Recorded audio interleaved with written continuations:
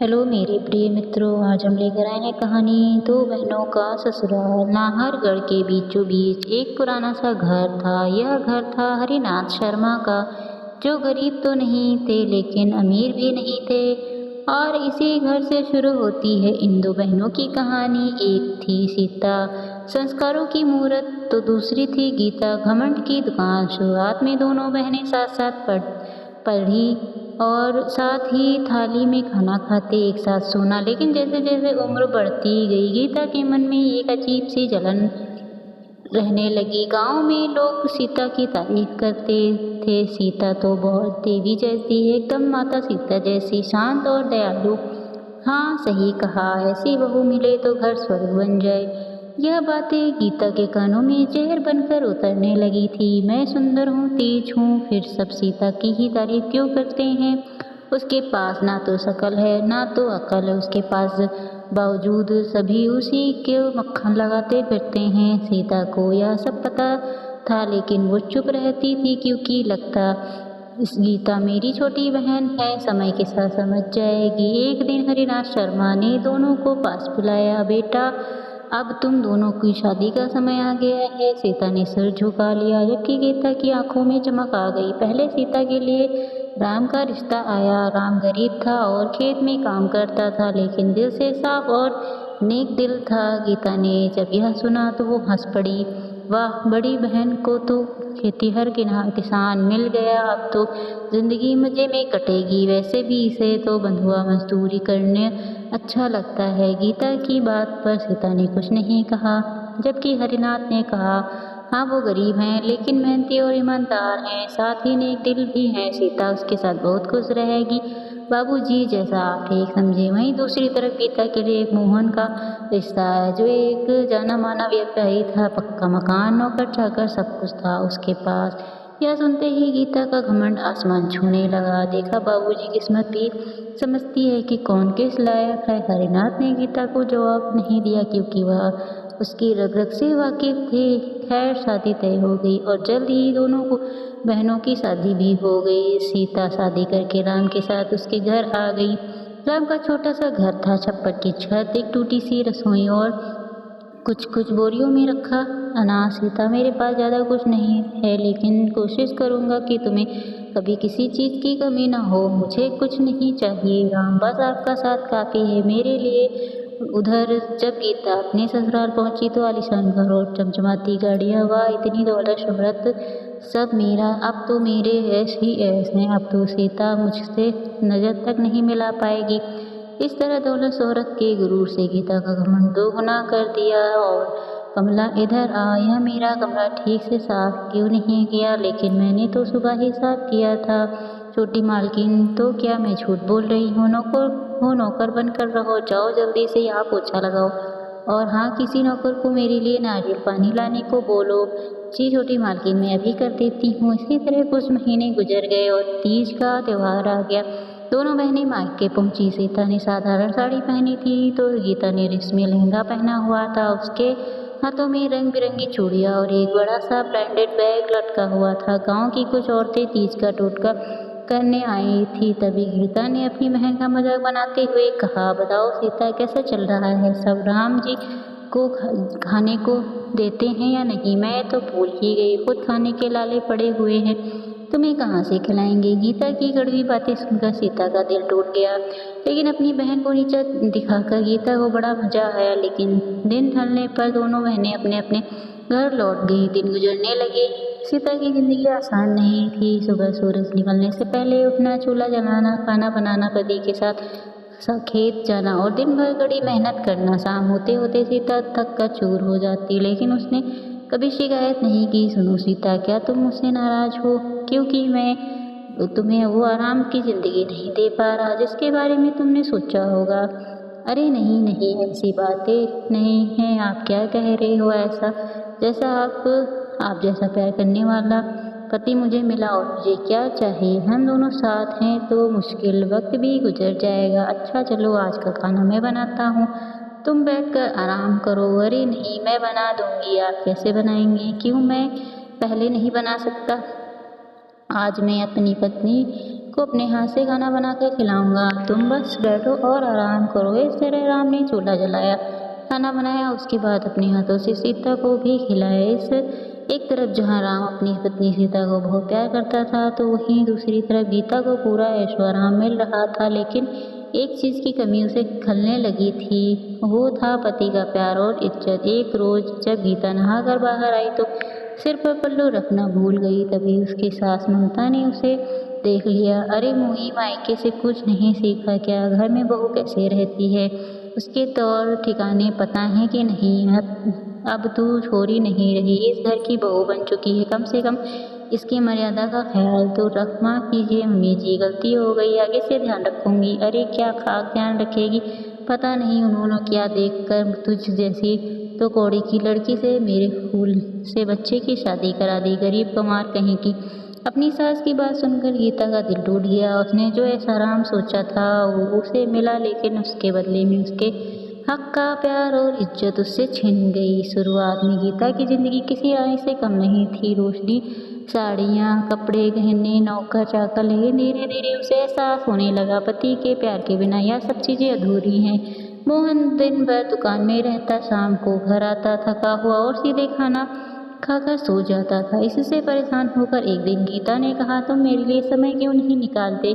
मोहन ने गीता की बात सुनकर बड़े ही सख्त लहजे में जवाब दिया, औरत हो औरत बनकर रहो, ज़्यादा सवाल जवाब मत किया करो, तुम्हें सारा ऐशो आराम मिल रहा है, यही बहुत है।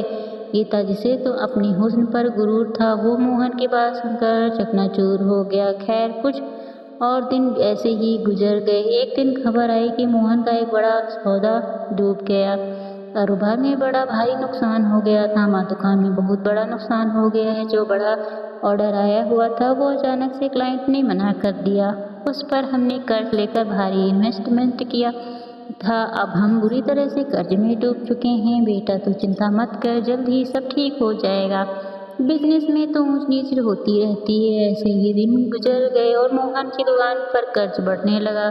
लोगों ने उधार समय पर वापस नहीं किया। मोहन का बहुत पैसा फंस गया और सास ममता का लहजा भी गीता के लिए बदल गया। बहू, अब सास श्रृंगार कम करो, हालात को समझो, इन गहने जेवरात को मुझे दे दो, ज़रूरत में काम आएंगे।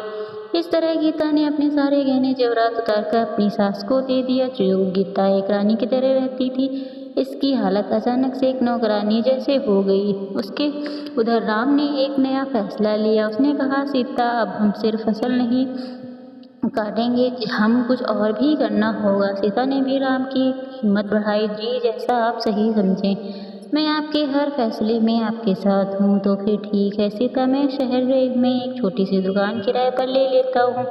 हम खेत में ताज़ा फल सब्जियाँ उगाकर वहाँ बेचा करेंगे। इससे हमें मंडी से 10 गुना मुनाफा होगा। बहुत अच्छा विचार है, मैं आपके साथ हूँ, हम बहुत मेहनत करेंगे। इस तरह दोनों ने मिलकर सब्जियाँ उगाना शुरू किया और राम ने मंडी में बेचने की जगह शहर के बाजार में लेकर जा बेचने लगा।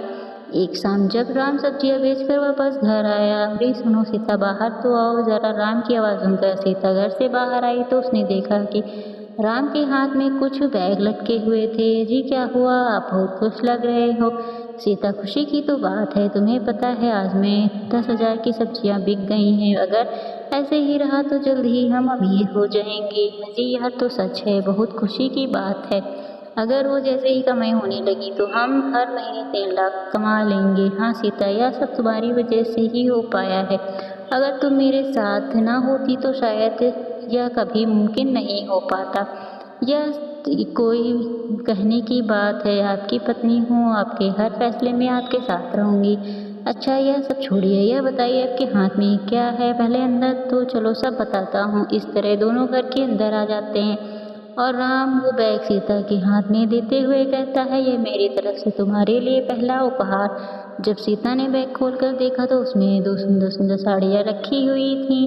अजी, यह तो बहुत सुंदर साड़ियाँ हैं, क्या मेरे लिए है? नहीं, पड़ोस वाली के लिए। यह सुनकर सीता के चेहरे पर हल्का सा गुस्सा झलक आया। ठीक है, फिर उसे ही जाकर दे दो, मुझसे बात मत करो। मेरी फूलमती, मजाक कर रहा हूँ, यह सब तुम्हारे लिए है। हमारी नज़रें आपके अलावा किसी और को देख सकती हैं क्या? हाँ, यह सुनकर सीता मुस्कुरा देती है। इस तरह राम को धीरे धीरे अच्छी कमाई होने लगती है। सीता ने पैसों का हिसाब रखना शुरू कर दिया। उसने एक एक रुपया बचाया। गरीबी अभी भी थी, लेकिन किसी चीज़ का डर नहीं था, क्योंकि अब उनकी कमाई उनकी दैनिक ज़रूरतों से काफ़ी ज़्यादा होने लगी थी। कुछ दिन बाद जब दोनों बहनों की माँ बरसी थी तो दोनों बहनें अपने पिता के घर आईं। इस बार दोनों ने ही सादी सी साड़ियाँ पहनी हुई थीं। अरे बेटा, कैसी हो तुम दोनों? मैं एकदम ठीक हूँ बाबा, मुझे क्या होगा? लेकिन सीता का पता नहीं, सारे दिन मजदूरी करके तो इतना बुरा हाल हो जाता होगा। नहीं नहीं छोटी बहन, ऐसी कोई बात नहीं। राम ने नया बिजनेस शुरू किया है और भगवान की दया से सब अच्छा चल रहा है। जल्द ही हम नया घर भी लेने वाले हैं। यह सुनकर गीता की जलन और भी बढ़ गई। खैर, कुछ ही दिन बाद मोहन आर्थिक हालत और भी बिगड़ गई। घर के गहने जेवरात बिकने लगे, नौकर हटा दिए गए। सास का गुस्सा गीता पर टूटने लगा। वो दिन रात गीता को ताने मारने लगी। अरे कल मुही, तेरे मायके से कुछ मदद क्यों नहीं मांग लेती? अपने बाप से बोल कि अपने दामाद की थोड़ी सी मदद कर दे, ताकि तेरे पति की कुछ परेशानी कम हो जाए। लेकिन माँ जी, मेरे बाबा तो एक साधारण से किसान हैं। उनके पास कोई धन दौलत नहीं, और जो थोड़े पैसे थे वो उन्होंने हमारी शादी में लगा दिए। वो कहाँ से हमारी मदद कर पाएंगे? हमने तुझसे मोहन की शादी करके ही बहुत बड़ी गलती कर दी। अगर किसी अच्छे खानदान की होती तो आज कम से कम वह मोहन की मदद तो करते। यह सुनकर गीता को बहुत बड़ा धक्का लगा। उसे महसूस हुआ कि जिस दौलत शोहरत को देखकर उसे घमंड हो रहा था, वो सिर्फ एक कुत्ते की हैसियत से मिल रहा है। दोनों बहनों की जिंदगी एक नया मोड़ ले रही थी। एक तरह जहाँ सीता की जिंदगी खुशहाली की तरफ बढ़ रही थी, वहीं दूसरी तरफ गीता की जिंदगी धीरे धीरे तबाही की ओर बढ़ती जा रही थी। एक रात जोरों से बारिश हो रही थी। गीता रसोई के एक कोने में बैठी थी, रो रो कर आंखें सूजी हुई थी। पीछे से सास की आवाज़ उसके कानों में गूंज रही थी। अरे करंजली, तू टूट क्यों नहीं मरती? मेरे बेटे का सुकून खा गई। हमारे घर को बर्बाद करके रख दिया तूने। ना मायके से पैसा लाई, ना किस्मत। कुलच्छणी है तू उल्टा। यह सब सुनकर भी मोहन चुप था। उसकी चुप्पी गीता के लिए सबसे बड़ा तमाचा थी। गीता को लगा जैसे कि उसका पूरा अस्तित्व ही मिट्टी में मिल रहा हो। अगली सुबह मोहन की दुकान पूरी तरह बंद हो गई। कर्जदार दरवाजे पर खड़े थे। घर पर बिकने की नौबत आ गई थी। सास ने बेरुखी आवाज़ में कहा, तू अपने मायके चली जा उल्टा, अब यहाँ तेरा कोई काम नहीं। हमारे पास तुझे पड़े पड़े खिलाने के पैसे नहीं। गीता का घमंड पूरी तरह टूट चुका था। वो बिना कुछ भूले एक छोटी सी गठरी लेके रोते हुए मायके की तरफ निकल पड़ी। जब गीता अपने मायके पहुंची तो हरिनाथ शर्मा उसे देखकर चौंक गए। बेटा गीता, क्या हुआ? तू अकेली क्यों है और तेरी आंखों में आंसू? क्या हुआ मेरी बच्ची? अपने पिता की आवाज़ सुनते ही गीता फूट फूट कर रोने लगी। बाबूजी, मैं हार गई। उन्होंने मुझे घर से निकाल दिया। उनके लिए मैं एक नौकरानी से ज़्यादा कुछ नहीं थी। मैं बेघर हो गई बाबा, मैं कहीं की नहीं रही। कोई बात नहीं मेरी बच्ची, तू रो मत, तेरा बाप भी जिंदा है। अंदर चल। हरिनाथ गीता को अंदर ले गए, लेकिन गीता लगातार रो रही थी। इसलिए हरिनाथ ने अपनी बेटी सीता को फ़ोन किया। हेलो बेटी सीता, कैसी हो तू? मैं ठीक हूँ बाबा, आप कैसे हैं? आपकी आवाज़ मुझे ठीक नहीं लग रही, बताइए क्या हुआ? बेटी सीता, वो गीता को उसके ससुराल वालों ने घर से निकाल दिया। इस तरह हरिनाथ शर्मा ने पूरी बात बता दी। आप चिंता मत कीजिए बाबा, मैं घर आती हूँ। जब सीता अपने मायके आई तो लगभग रात ढल चुकी थी। वो सीधा गीता के कमरे में गई। गीता दीवार का सहारा लेकर रो रही थी। ओह, अब तुम हमारी ताड़का इतनी कमज़ोर हो गई कि हार मानकर रोने लगी। यह सुनकर गीता ने सीता की ओर देखा और आंखों में लालची और पश्चाताप दोनों झलक रहा था। अचानक गीता उठी और सीता के पैरों में गिर पड़ी। बहन, मुझे माफ़ कर दो, मैंने तेरे साथ बहुत बुरा बर्ताव किया। शायद भगवान मुझे इसी की सज़ा दे रहा है। गीता का यह रूप देखकर सीता सन्न रह गई। मैंने तुझे हमेशा नीचा दिखाया, तेरी गरीबी का मजाक उड़ाया। आज मैं खुद खाली हाथ हूँ। मेरे साथ जो भी हुआ वो सब मेरे कर्मों का फल है, जो मैं भुगत रही हूँ। सीता ने साहस बंधाते हुए गीता को उठाया। रो मत बहन, बहनें तो आपस में लड़ती हैं झगड़ती हैं, लेकिन इसका मतलब यह तो नहीं कि हम एक दूसरे से अलग हैं या नफरत करते हैं। चल अब रोना बंद कर। नहीं बहन, मुझे समझ आ गया, पैसा नहीं इंसान का बड़ा होना होता है। यह सुनकर सीता की आंखों में आंसू बह निकले। उसने गीता को गले से लगा लिया। अरे पागल, बहनें माफ़ी नहीं मांगती, एक दूसरे को संभालती हैं। चल रोना बंद कर अब, वरना मार खाएगी बड़ी बहन से। इस तरह रात गुजर गई। अगले दिन सीता ने राम की से बात की। राम मैं चाहती हूँ कि गीता हमारे साथ काम करे, इससे यह सब भूल पाएगी और ज़िंदगी में आगे बढ़ पाएगी। राम ने बिना सवाल पूछे कहा, ठीक है सीता, जैसा तुम चाहो। गीता तुम्हारी बहन है, इसका मतलब वो मेरी भी बहन है। गीता राम और सीता के साथ मेहनत करने लगी। सुबह जल्दी उठना, खेत जाना, खेत में पानी देना, सब्जियां तोड़ना, निराई गुड़ाई करना और राम के साथ शहर जाकर दुकान पर सब्जियां बेचना। गीता के हाथ छिल गए, कमर दुख गई और एक दिन गीता ने रोते हुए कहा, मैं यह सब नहीं कर सकती गीता, मुझसे नहीं हो पाएगा, मैं तुम्हारी जितनी मजबूत नहीं हूँ। गीता की बात सुनकर सीता ने शांत स्वर में कहा, हिम्मत मत हार गीता, मैंने भी सीखा था, तू भी सीख जाएगी और एक दिन कामयाबी तेरे कदम चूमेगी।